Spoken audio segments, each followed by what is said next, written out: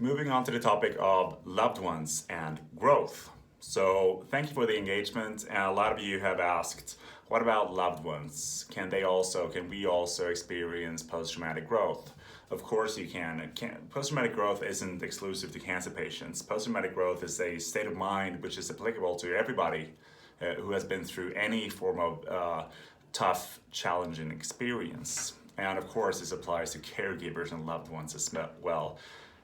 Sometimes I think that perhaps they are suffering more from a mental point of view than the patient themselves because a loved one, they can't control what's going on, they just love.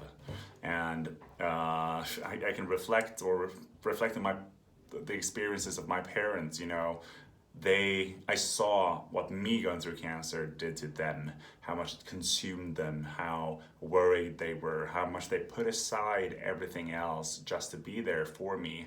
And of course, nobody from the healthcare ever providing them with a mental health support or even asking them the question like, how are you feeling? However, I must say now that I'm pretty certain that both of my parents have experienced post-traumatic growth. They are calmer, happier, they seem more present, and also it seems like they've both evolved on a spiritual level, which are all sort of like areas which fall in line with post-traumatic growth. So I'm really happy for them, and I'm happy that this horrendous experience for them turned into something good.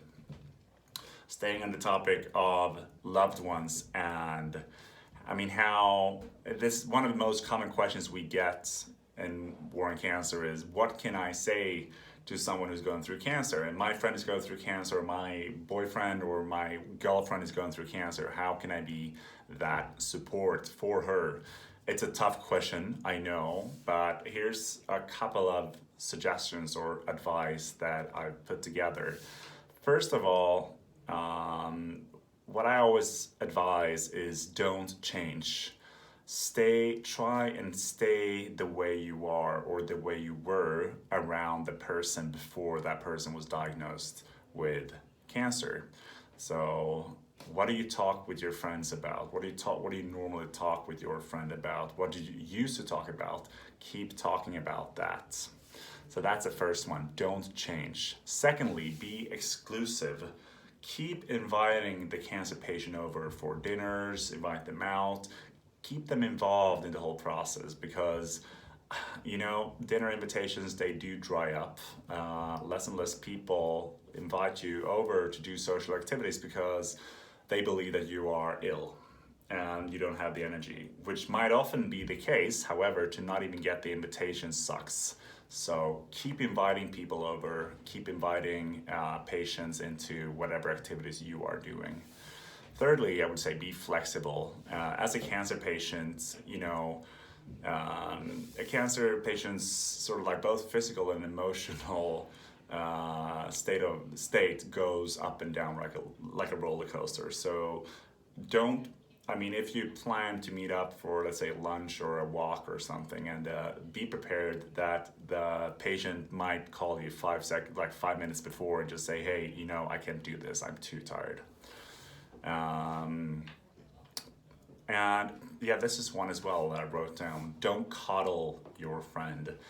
If there's one, it sort of falls in line with don't change, but don't talk too much about cancer, or to be honest, I wouldn't talk at all about it if you're a friend, because first of all, unless you are the closest of friends, or like the loved one, as in a family member or a wife or a husband who will be so connected to the cancer journey, then assume that the patient is already talking so much about cancer. So what you should do is really focus on something else. Focus on talking about whatever you talk about normally. Of course, this is strange, and you can't just pretend like nothing's happening. So what I would suggest is go out there and just acknowledge the fact that the patient is going through cancer. Say, hey, I know what you're going through. I'm here to talk about it if you want to, but I'll leave that up to you. So I'm just gonna assume that we're talking about normal things, okay? Because then you have one, acknowledged and shown that you care, but also you have supported him or her by saying that let's focus on other stuff. Right. So those are, let's see if I wrote down any more. Yeah. Don't be afraid to laugh. That's the last one. There's some of my friends that had a wonderful talent of just making fun of it.